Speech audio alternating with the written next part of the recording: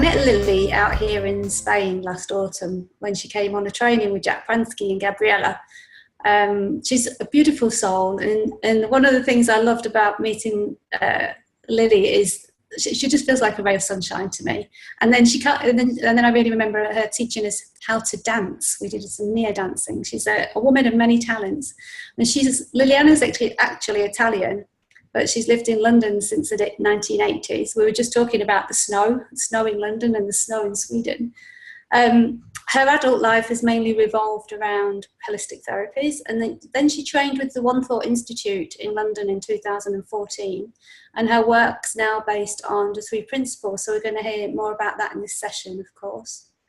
And then Thomas Jensen, I met online for the first time last year, and he's got a really interesting story. He shared with me how he broke his neck, and then he spent 8 months in bed looking for ways to help himself.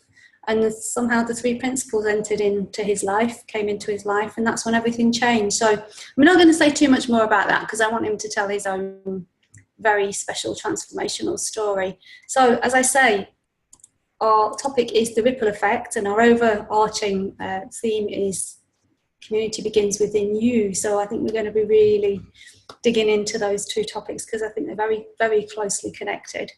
So welcome, Thomas and Lily. Lovely to have you here. We've been having a little chat behind the scenes before we came in, but it's officially lovely to have you here, and really looking forward to digging into the topics. So I'm going to go to ladies first, do the traditional thing. That's okay. And ask Lily if you would just share a little bit with everybody, a little bit of your personal story and how you ended up in this call. Okay. So thank you, Sheila, and thank you for inviting me as well. I'm thrilled to be here, and lovely opportunity to share about my journey. And I guess that for me, it kind of started from home. And so at the beginning, it felt really personal and very close to home. 17 years ago, we lost a son, my stepson, to mental illness. He had mental illness and addiction, and then he took his own life whilst in custody. So that was a big shock for our family, and shock and the grief. And I did my best to support the family the best I could, whilst kind of remaining sane myself. But looking back, there was so much resilience and so much, we were held, and I understand what that is now. We were really, truly held, and I saw it in each one of us. We had 4 more children, and I saw my husband, his father, with so much resilience. I didn't understand it back then, really. I thought maybe it's suppressing, maybe, it's keeping it all in. But now, with the understanding I have, I know that was pure resilience kind of showing up in the most grounded, most the healthiest way. But I didn't realize then. However, through that, my life opened up to something much greater than my own existence, my own personal experience. And again, I didn't know what it was, but I felt so pulled to go into that space of expansion and possibility. And what became clear to me was I really wanted to be of service. And I had, previous to our loss, I had years of fearful parenting. When you really feel like you're ill-equipped and you want to protect your kids from the world and from life. And I never felt like I succeeded or I could do that. So I was bordering on desperation sometimes, I thought, my God, this is too much. And after that, I thought, what came to me back then, with the understanding I had back then, was to to play an active role and, you know, be the one that offered them alternatives and be close to them in a way that I hadn't seen was present in our son's life. So in my step's lives. So I started a journey of training and gathering tools and techniques and modalities and remedies, and I kind of mastered many of them, and of course I offered it to my family, my loved ones. So that's why I'm saying it started from home. You know, I kind of thought, let me give them something. I don't even want to take them anywhere to see anyone. I want to be the one able to do that.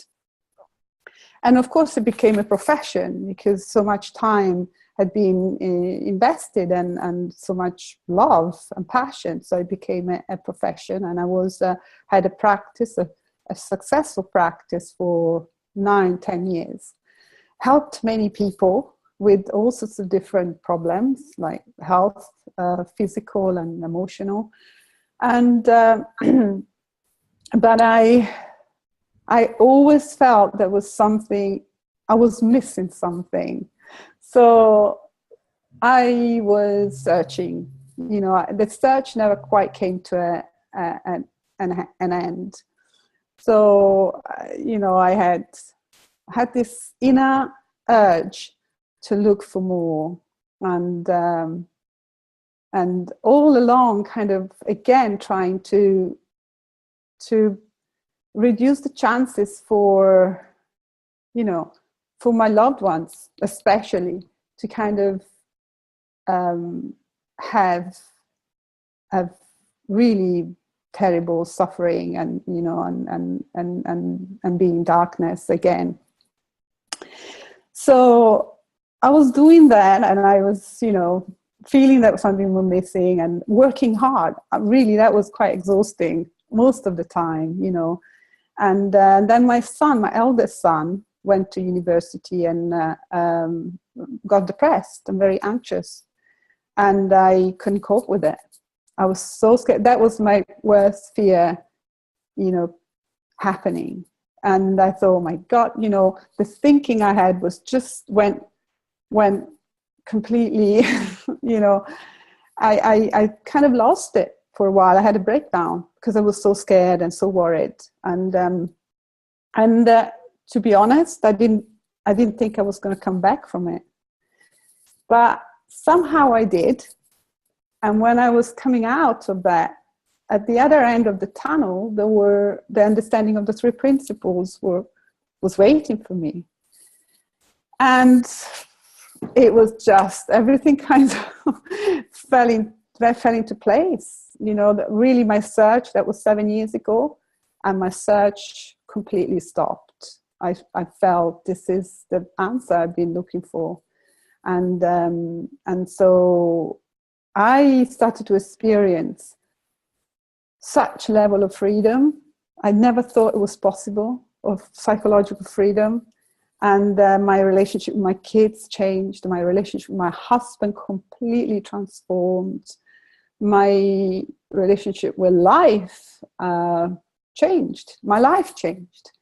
And it was kind of gradual and graceful, kind of unfolding, until I had a massive insight. And I don't even know, I would never be able to find the words, but, you know, I came back from a talk and I was kind of felt blown away. Everything that I felt, I thought I knew about life and myself. And I found myself in bed for 2 days, staring at the ceiling as if there was not even a ceiling. And I was looking at the universe, and everything was so big and so open and so, you know, the expansion of it. And I could hardly contain it. I had to stay in bed, but I can't remember eating or, you know, just, that was so huge. And all I could remember is that all sorts of connections started to happen everywhere. Whatever I thought, there was a connection,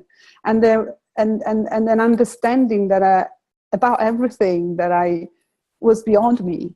So I know it sounds big, it was big, but that kind of, you know, just got me out of whatever I thought I knew, whatever I thought I, you know, made sense, and kind of threw me into the unknown, you know.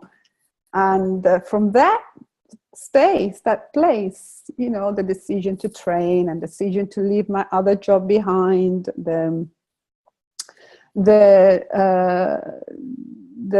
desire to share this kind of came from that. So I did that, and it's interesting because when my stepson died, he died whilst in custody. So I'd done many things to raise money, to create a center in prison so that boys like him who are creative could have a break from their cell and go and be creative and write songs, written word, and paint or whatever. So I'd opened that with his grandmother, and I went to the opening. And when I was at the opening, I was very touched and moved by the guys, but I couldn't even talk to them. I thought I wasn't equipped to talk and connect and give anything else apart from what I'd done, raise the money and be there for the inauguration and everything. I thought, I don't know what else to give, because maybe I should be more trained, maybe I should, you know, I should be more experienced. And so I left that kind of behind, feeling that I could have done more, but I had no idea what I could have done because I didn't think I had what it took. I had enough. So anyway, that was back then. And after training, I started to share. It came kind of natural for me to share, and the little that I saw. So I started my seminars. I do have monthly seminars. They're called Lily's Home Seminars, and there's a real kind of warm feel to them. There's food, and there's a desire to kind of be together in a really kind of open space. And so that they were happening. They started to happen, although I didn't think I knew much, but I thought it's a good start. And then I had come across what Jacqueline Hollis was doing, because we were on the same training. And at some point occurred to me, I thought, not straight away, but at some point it occurred to me to offer myself, my time, to volunteer in prison. And that was 2.5 years ago. So I did for like 6 months. I volunteered, and that has been amazing, and I'm still involved with that, and still run groups and facilitate and do one-on-ones and run programs. I'm doing one at the moment with 20 guys, a group of 20 guys, for the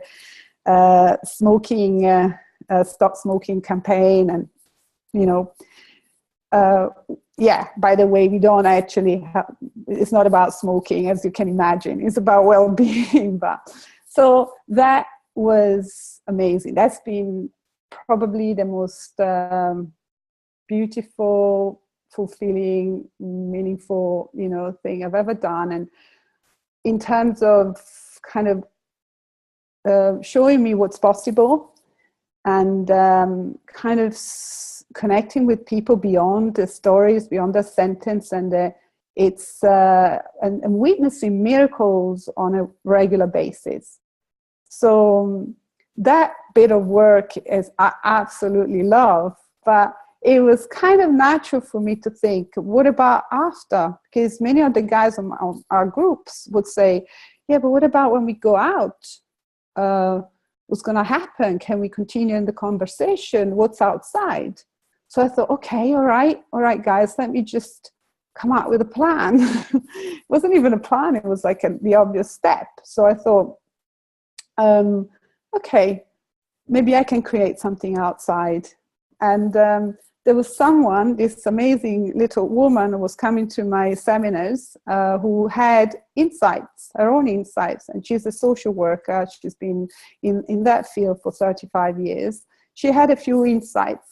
and she was impacted by the three principles. So she thought, oh my God, we've got to, so many years I've raised money for things that haven't helped. This is the thing that, so we got very excited, and we founded our social enterprise, which is called Insight Living. And in my heart, it was just my little way of kind of creating a home, a three principle home, or a place to go for the guys and their loved ones and their families. Because the guys in prison always say, yeah, but my mom should hear this, and my brother, my son, what about our children? So I thought, yeah, I'm quite good at creating a homely environment. I would have had them in my home seminars, but people said, no, maybe you should have it somewhere. So I'm with Peggy. We looked into ways and a really lovely place, and then people came forward to help. So we have a lovely base we kind of offer from, and then from that, Peggy being in the field, community field, she kind of started to say, what about schools? What about this? What about that? And more people came forward and more opportunities opened up. So basically now Insight Living, we've done programs for at this community center for young moms. We'll have a residential for young moms as well. Then we are in 3 schools. We are collaborating with Innate Health. They have a curriculum, the amazing curriculum, which they are kind of perfecting and tweaking along the way. So we are piloting it in 2 different schools, plus there's going to be one on Monday. I'm starting with Jackie Moses. So, it's kind of growing, and it's each next step kind of shows up very much in the moment, very naturally. So there's not much planning. There's not much thinking forward. There's just being with what shows up each moment and, being present with them. And we wrote bids to loads of bids. People came forward to help us to write bids. I'm not particularly good with that. But again, when you open up and you set up something like this, then it's amazing what happens in the community. People come forward and, because of where we come from, the place we come from, other people who come from the same place come forward and want to help. So we're blessed with people who want to collaborate. My colleagues I trained with, Jackie Moses, Susan Marmot, they always come forward. And I know that I can reach out. And so there's a sense of community and a sense, certainly for me, a sense of family feel for the guys, for the families, for our clients. And so it did start from home, and it still feels like there's home element to what we do. But it's all new, so we're waiting to hear about funding, and and we are doing a lot of work with little money, but it's been amazing. And I'm keep showing up, my little self with my little, with my insecure thinking, and it doesn't seem to stop me. That's the difference. It's not that I don't have it. I sometimes really do, but it's not enough because I believe in it less. And then something else comes through me, which is infinitely greater, and it's not me. So, and, I just go along with it, sometimes in my clumsy way, but it seems to work, and it seems to touch people, and it seems to, and, so. Well, Lily, thank you for sharing all that. It's beautiful. I haven't heard all that story before, so it's heartwarming. It really is. And I will come back and ask you maybe a few questions about the things that you've shared. So yeah, beautiful. That word home keeps coming back. Like, yes, I need to explore that a bit with you afterwards.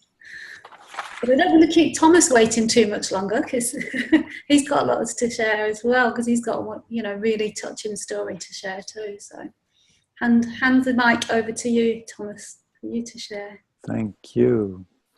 Yeah, I'm really grateful for this opportunity, as I see it, in spite all the thinking I had about it. I really want to give something back, because my life has been so transformed the last, it's been like 18 months ago since I came across the 3 principles, so I haven't been experiencing it so long. But before, my life looked like a mess. I had problems everywhere with my kids. I have 4 kids. With my company, I've been running a catering business and having restaurants for 20 years, struggling with relatives, and just about with everything, running away from stuff, being addicted to things. Didn't see that was the case. Doing my best. It didn't look like that at the time, because I had all this thinking about I should do more, I should be this, I should be that. I so much up in my head about everything, and that I can see clearly now led to, because I had so much self-hate and judgmental thinking about myself, and thinking going on all the time just to be sure to protect myself against whatever I thought I should protect myself against. I never actually felt secure. I just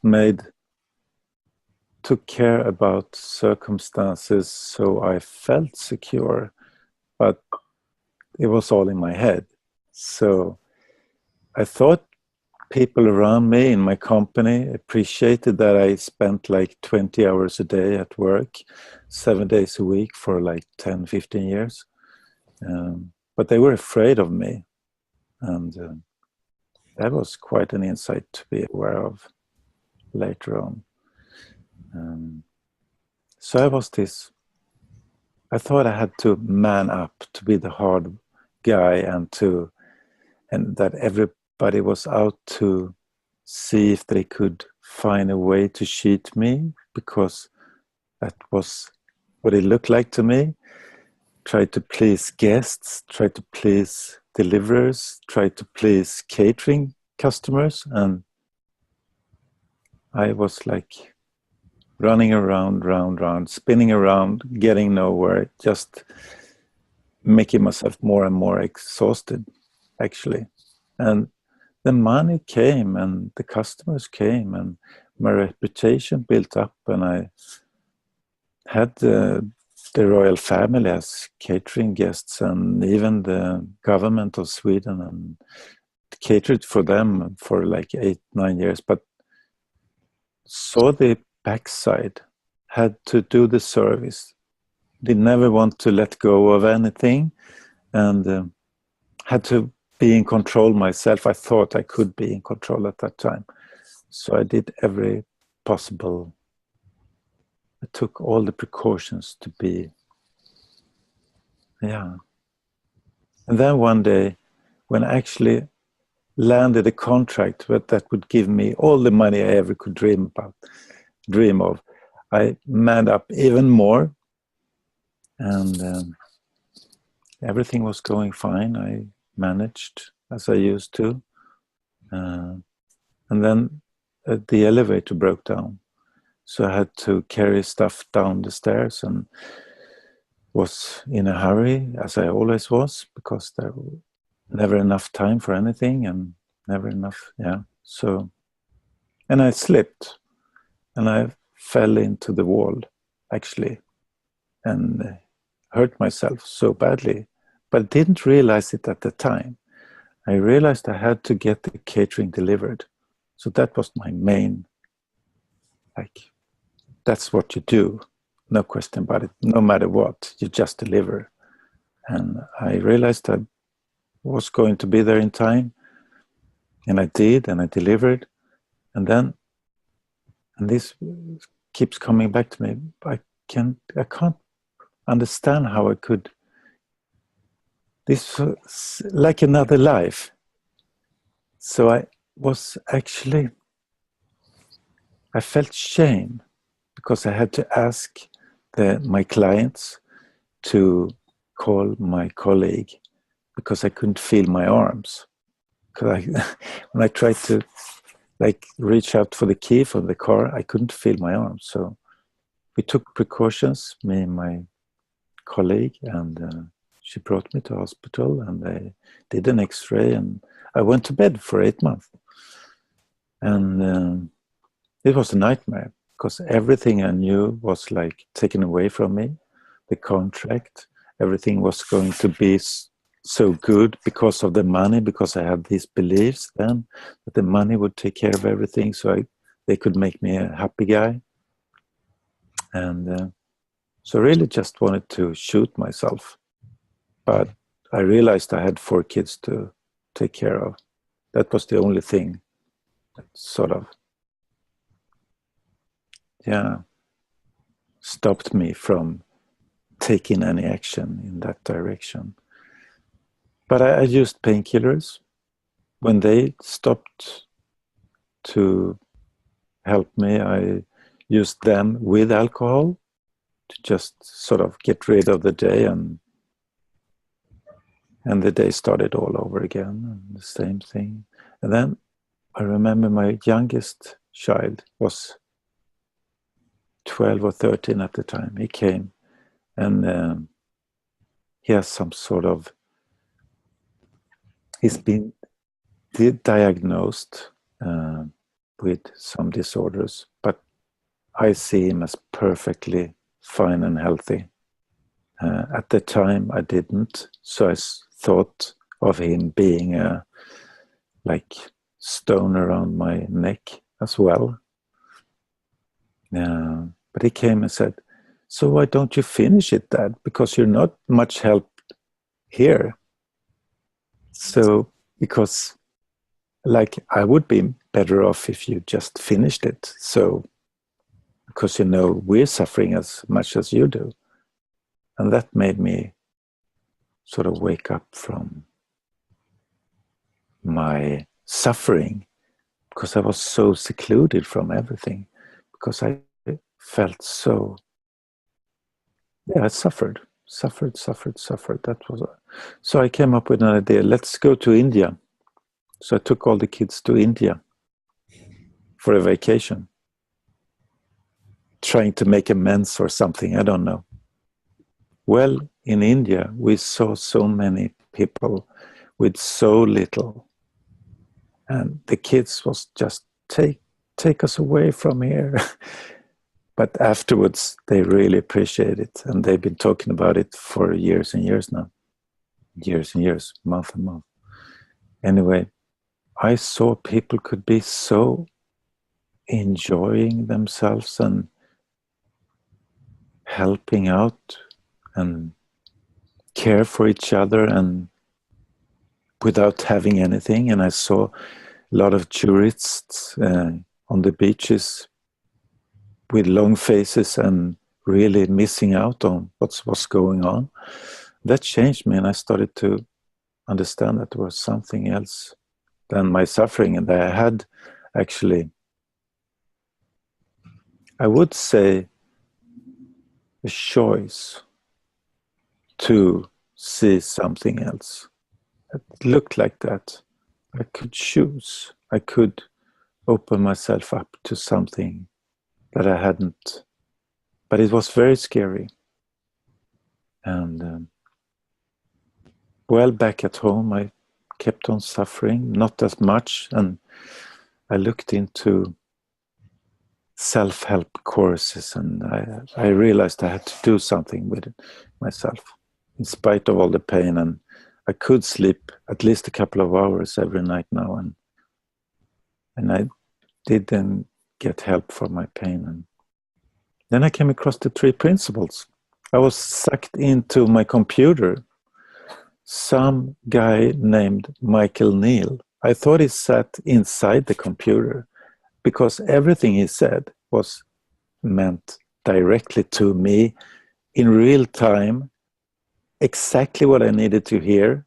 So I fell in love with him, not realizing I fell in love with myself because he was just pointing to everything I had inside. And I kept on believing that he was the guy and that he had all the things I had inside. I heard him say, "You have it inside, you have it inside." Yeah, sure. I have to figure this out. So I spent a year 24/7 trying to figure out the three principles. So I really knew it intellectually. And I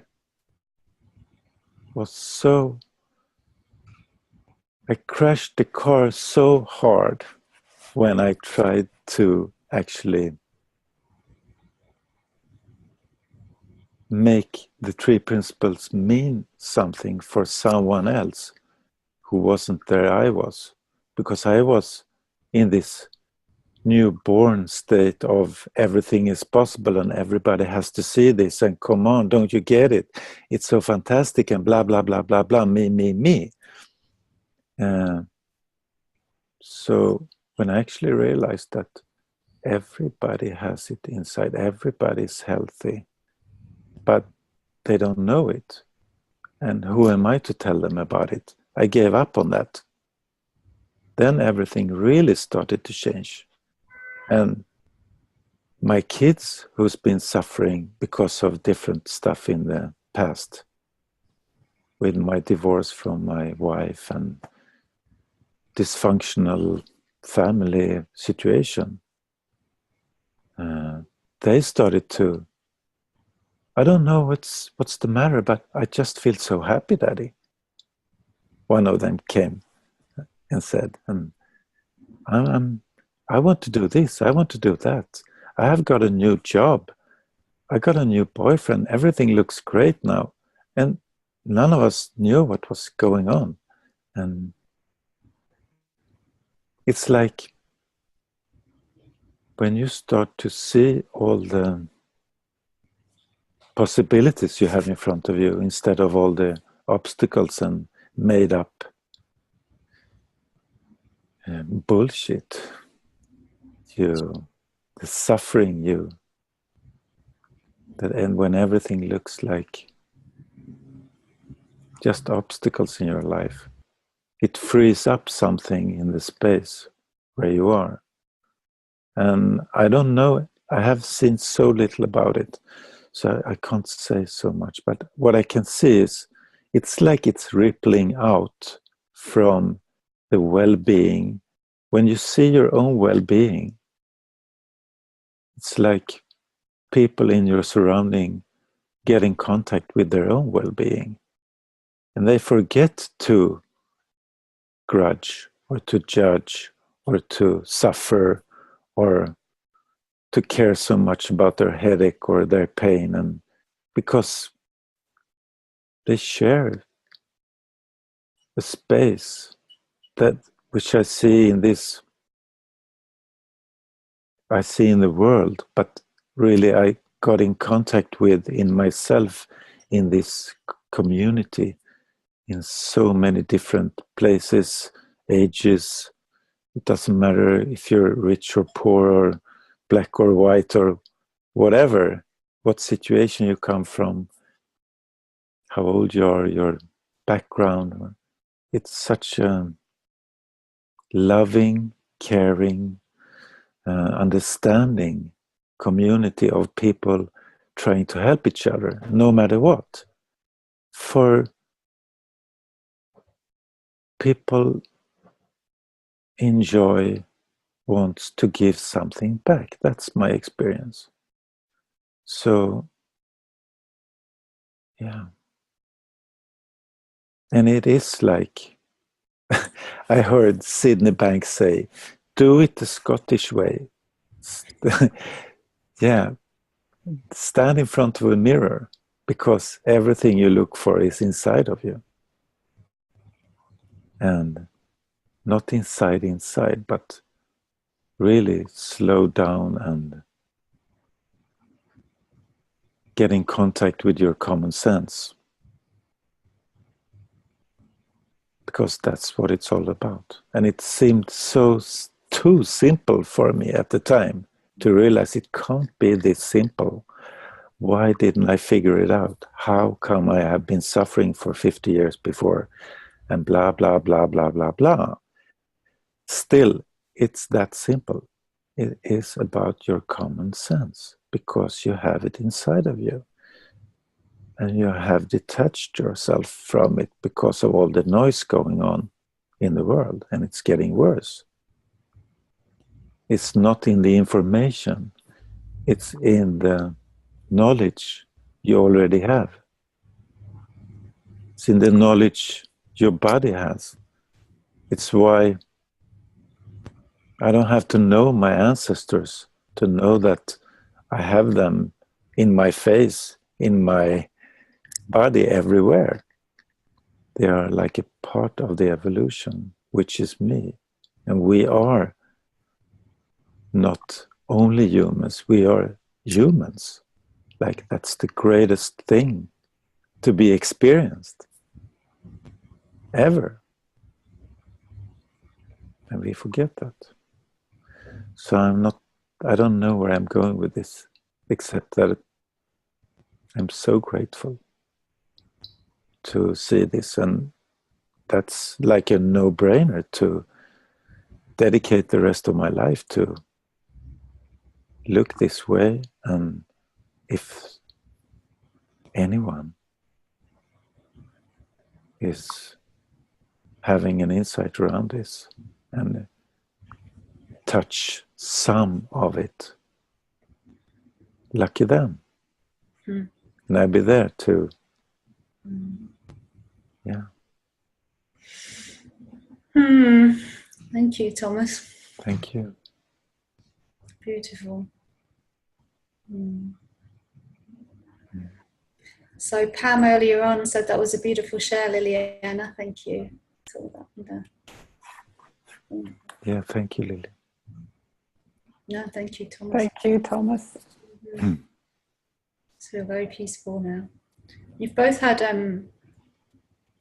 extraordinary stories to tell. I think what I find fascinating is what can look like a tragedy, and is on some level, I'm not wanting to diminish what happens in life, can turn into we just talk about silver linings, don't we? That it can turn into the biggest opportunities of our life to see something so big, so fresh, so new, so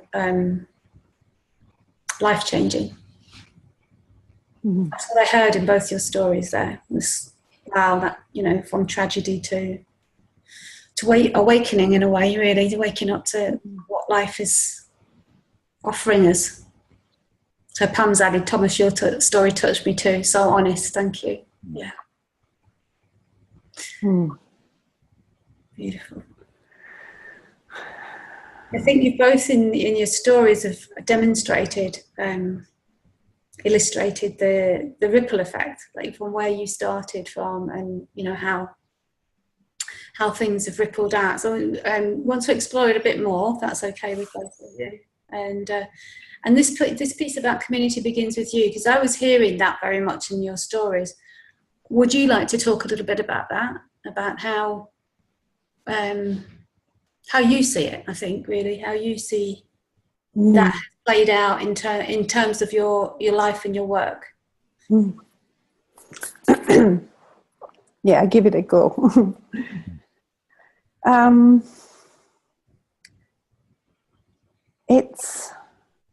It can only begin with me, really, in terms of what I offer. It begins from what I'm seeing to be true. And it has begun from what I'm seeing, what I saw to be true about the understanding of how our experience is created, about the understanding we have about life. And when I try and do anything else, or when I try to or I borrow someone else's way or insight, or it does not work. So it's like, of course it begins with me. What else? It's like, if I'm and I'm tempted, oh God, I'm tempted to do someone else, you know, to let my work begin from someone else, okay? Because they have a lovely way of talking, they've got experience, they're so grounded, that, you know, but it doesn't work. That's like, it's the beautiful thing, and is the funny thing, you know, as well. There's humor in it, because if we try and do anything else, it just doesn't work. Unlike other things I've done in my life, which there was content, and once you learn the content, you can take the content with you and share that. This, it doesn't work. Whenever I try and attach a bit of content to what I do, or in my case, even planning. Some of my friends and colleagues are quite good at planning. I'm terrible at planning. If I plan something and I don't keep myself open to what occurs in the moment from within me, again, it's from me. Not me, my little one, my little self. Well, my little self is also participating in my own individual flavor, Italian, whatever, you know. But it has to come from, you know, is mind kind of flowing through me and kind of coming out in the moment. So I'm grateful for that, because if I try and do anything else, it doesn't work. I'm grateful for this, because then I keep being brought back to me and my work as well. So this is our understanding. Community begins from within me, from within you. And and so my little journey, which hasn't been very long in terms of 3 principles, you know, in terms, you know, my social enterprise is 7-8 months old. I've been sharing for, compared to other facilitators and speakers, or in my little journey, I can only offer. So I started, something made sense to me. Let me share a little bit with my little, you know, circle of people. And I didn't think this is too small, this is too big. I just, let me share the way that makes sense to me right now, you know. And then that comes from me. My community work began from my home seminars, without my home seminars. And that's from within me. That's my understanding. So, and it's different for everyone. And that's beautiful that it's different for everyone. So everyone can do this. Everyone can do this. If you want to do community work, start doing it in your own way, small or big, and then it will happen. I didn't know. I didn't plan anything. I just shared the little bit I saw with whoever wanted to sit down with me and listen and participate in a conversation. And then it rippled and it rippled and it rippled, and it keeps rippling in the most natural, graceful, lovely way. And every time I want to do more than that, it kind of doesn't work as well. And yeah, I don't know if this makes sense, but it does. Yeah, Absolutely little by little, in your own way. I'm curious, when you say, Lily, it just doesn't work if I don't do it. Can you talk a bit more about that? Because people might be wondering, Yes. How can you tell the difference between? Yes. You know what I mean, don't you? Yes, of course. So, when I show up for a talk, for a program, for whatever I'm doing, for a meeting, and I have ideas of and thinking about how I want it to be, how it should be, and I've got something on it, and then I kind of hang out with my insecure thinking as if it's valuable, okay, as if it holds some value, and I work from that place, and I don't drop into the unknown, basically. I know it sounds a bit, bear with me, because there's a dropping that happens and a willingness to take that step. You know, it's like I was telling Thomas about that. It's almost like I cross the doorway from what I know into what I don't know. And then I let myself fall in it.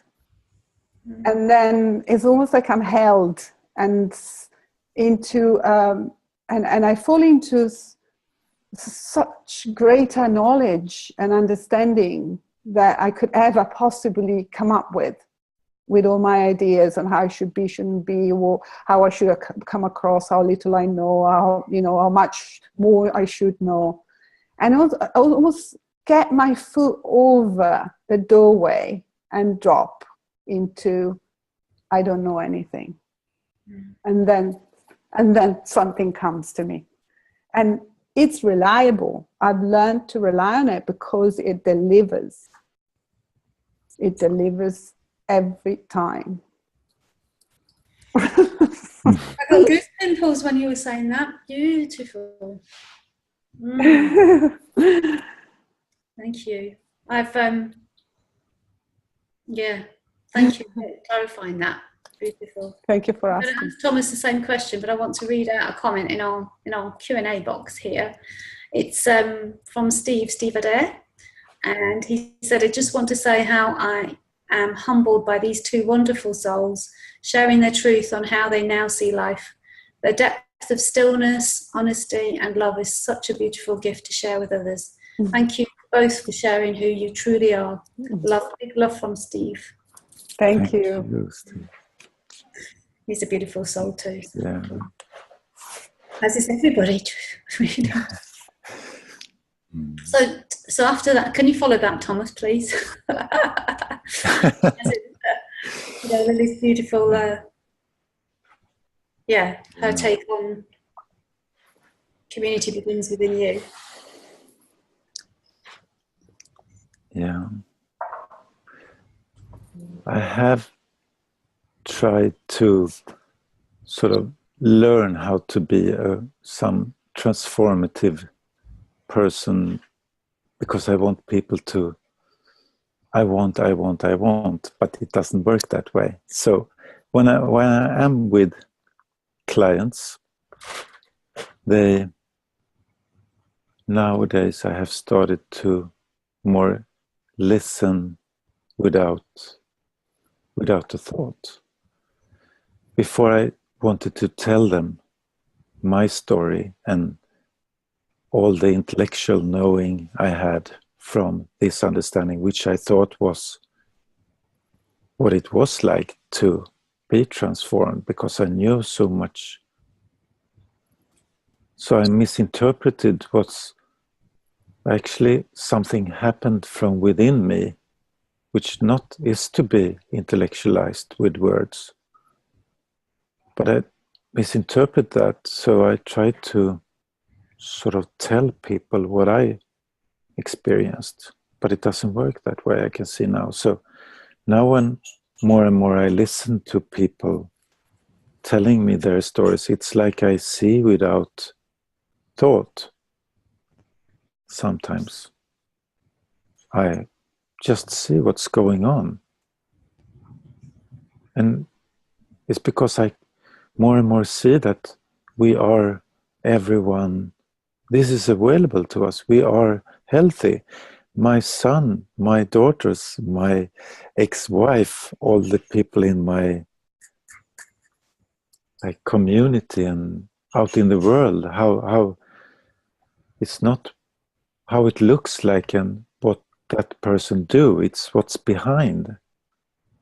When you see that, we are so ordinary, all of us, from the extraordinary. I don't know how to explain it, really, but we are the most like brilliant gadget in the world. Human beings, with all our like ideas and how we can come up with stuff, and we spend our lives, I spend my life trying to be someone special from a very, very, very small point of view, instead of trying to open up for everything that's possible for me. So when I try to do that, of course life looks real to me too, and it's very much from the outside in. But when I get in touch with that space with another person, then we share something together, and it opens up everything, because and it's like it ripples out back and forth between us with words, but in a feeling that it's beyond words, and new thoughts come alive. And the new thoughts that come alive from that space is always helpful, always brings out a new understanding from that particular space where we are looking out. And it's like Liliana said, it always works when you drop down into that space.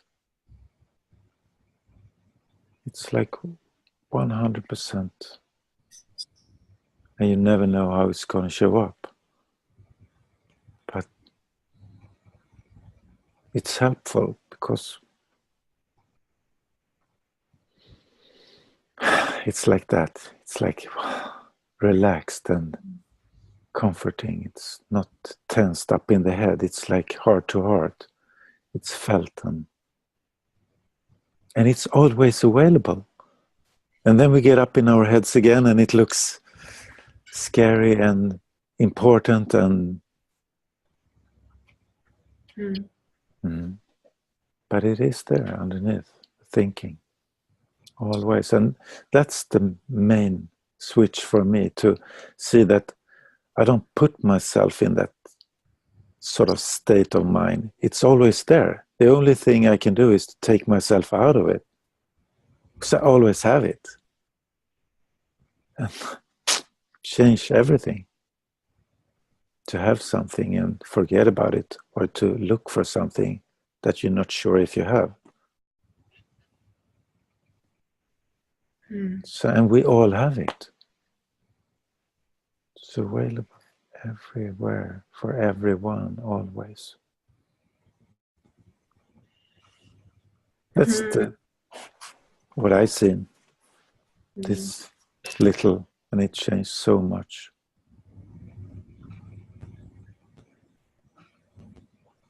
Not only for me, obviously. And it's called the 3 principles, and I thought it was something to master. We are that. And even if a guy I talked to for like 8-9 months now asked me a couple of weeks ago, the 3 principles, what are they? He's like blooming, doing stuff in his life that he thought was like impossible just a couple of months ago. So you don't have to know it to experience it, because you are that. Just, that's why you could be so bad at as me to find the words, and yet someone get impacted from it. So you don't even have to be good at, like, just if it touch you, it will touch someone else. Mm. And there's the ripple effect right there, right? Mm-hmm. That's right. I was about to say that. Beautifully said. The ripple. There it is. Beautiful. I'm so tempted not to speak because it's just such a beautiful feeling here on this call. And I think that's what people are feeling that are listening. And it's I feel very quiet inside. And I want to read out Mandy Spray sent in, so loving this webinar, thank you. Dropping into the place of not knowing is such a lovely description. It is. Thank you, Mandy. Love you. Miss you. And we're here, people are listening to us and watching, so Yeah. we kind of need to continue, but Yeah. yeah. Go ahead, Liz. I was just thinking of do you know how I described how in that first visit to the prison when I raised the money, I opened up the day center and I didn't think I had anything else to give. Well, that has changed. You know, now I show up with nothing. I show up with no techniques, no applications, nothing, no content, hardly any content, and yet I have everything. I feel I have everything within me, and so that it's a massive difference. Huge, and it kind of speaks of unlimited and potential and unlimited possibilities of love and connection and truth, and seeing the truth for myself every time I speak about the truth in my own clumsy way. I see it a little bit more. I see a little bit more, and I have a glimpse of everything I have, which is infinite, and so I can show up everywhere. Really, that's why it seems like, however my little kind of self tries to interfere, it still does. But it's almost like it's like at the periphery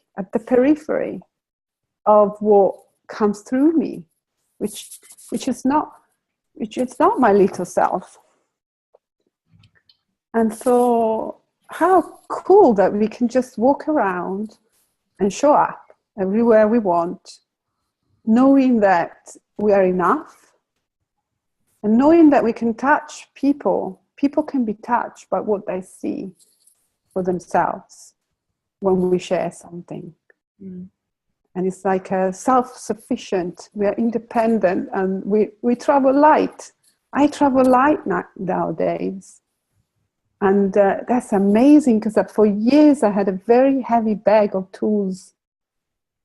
And God forbid if I left it at home, then what, you know? Now I can just go light, just a t-shirt and a pair of jeans. And then that's enough. I could show up naked, actually. But the guys would love that. Maybe not. Maybe not. But that is so liberating, you know, so liberating. So in a way, we are never prepared, and we are always prepared, as this kind of paradox. Yeah. We are never prepared, but we are 100% ready. That's so much fun. That's a beautiful way of saying and it works in different ways, sometimes more impactfully than others. Sometimes people don't hear much, but that's not what I'm not concerned about that. Honestly, even if I try, it does just, my concern goes away, because it's not down to me. And I thought it was, you know, I thought it was, but it really isn't. Yeah, that's I mean, that's a huge relief too, isn't it? To know that, to really know it's not our job to make somebody hear something. I find that very, very reassuring. That, Yeah. because I used to think that. I used to think it's, if somebody doesn't hear something, it's my fault. I'm not doing a good enough job. I need to do something about it. And actually, I mean, as far as I can tell, the best we can do is show up and listen and be present. To me, that when we're doing the deep listening, it's about being present with people. That's it. As long as we're present with people, that's being, right, being there. We have a question coming. So Jane is asking, thank you. Well, first of all, she's saying thank you for the lovely sharing. And she has a quick question. Do either of the speakers have a daily practice that helps them stay more aware of the deeper connection? I don't. I don't have any practice. I used to have practices. No. What about you? What about me? It's like everything looks so different. So I'm starting my mornings, my days, like I used to when I was a child, like inspired. It's a new day. A new day has begun, and I got to wake up to it. And so it's more of that. Like I'm grateful, and it's realizing freedom of mind every day. It's not a deliberate liberation, but it's like a freeing to realize every day more and more that you don't have to be lost in beliefs, constructs, everything you made up in the past. Just, it's freeing you up. And look more into that. And I think it was Steve Adair I heard it from, as he was on, like where you put your attention, energy flows. Mm-hmm. Where attention goes, energy flows. And like it's a no-brainer, it's obvious. So of course it's the truth. So what do you want to see more of? I want to see more of freedom, more joy, more love, experience less of all the other stuff I used to be involved with, free myself up and try to understand if there's a way through something that looks difficult because it's just made up. It's not difficult because there are no difficulties. It's just made up stuff in my head. And so it's like be involved, participate in the game of life and really experience it and then show up here. It was my worst nightmare to speak in front of people just like a year ago. And here I am, doing it anyway because I want to give something back. And it's inside of me. I don't decide this. I had a lot of thinking this morning about it, but then I decided not to because it's not about me. It's about something bigger, and to be part of that, it just makes life so much richer. Be part of. I don't know if I make sense now, but it's really wonderful to be alive.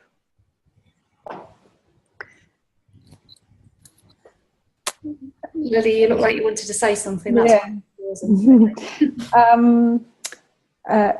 Yeah, as I was listening, I just realized that whatever I wanted from the practices I had before kind of seemed to show up, naturally as I look into, the truth of this in my own way, in my own time, and my own very human way, by the way.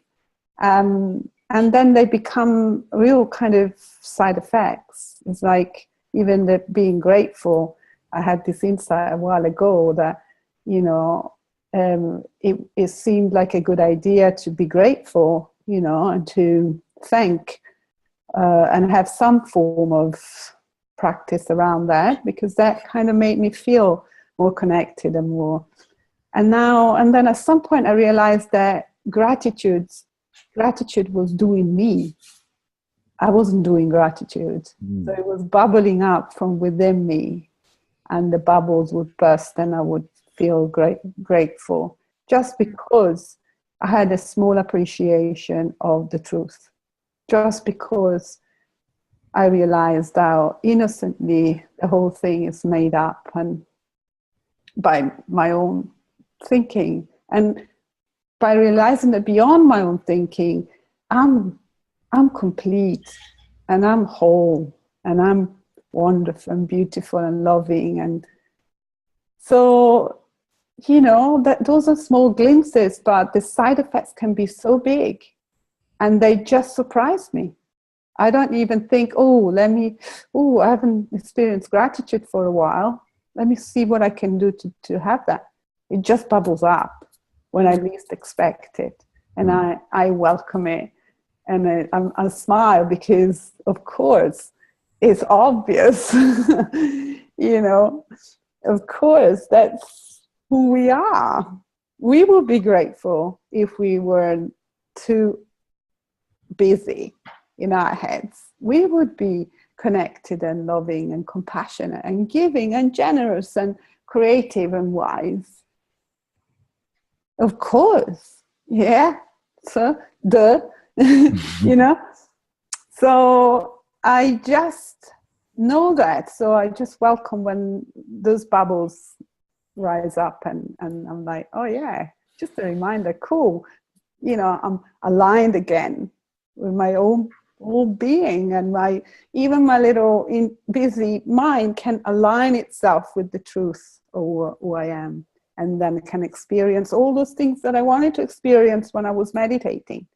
And I did experience, but not in a sustainable way. Instead, now they just surprise me, and I like surprises. Yeah, I was thinking that, and because my experience of it is there's a different quality to it as well. When I'm not setting out to achieve something, like you say, maybe it's the surprise effect, because I really like surprises. So maybe it's like, oh, that feels really, really special because it's just arrived out of nowhere, and I wasn't seeking it, you know. And it's like that's how I experience it. Gorgeous. I do a lot of meditation too. Gorgeous. Well, my wonderful guests, I'm afraid we're going to have to call it a day. Beautiful. Really been very special. Loved hanging out with you guys. And as people have said, the feeling's been very special. So thank you. Thank you. Thank you. Yeah. Sheila, lots of love to you. Lots of love to you too. And everyone. And thank you, Thomas, as well, for walking with me along. Thank you. Thank you. Yeah, all those meetings behind my back, you guys. Yeah. I'm really glad you did. Joel Drasner said fabulous. Thank you to all. Yeah, thank you. You're very welcome. You. Love to you all.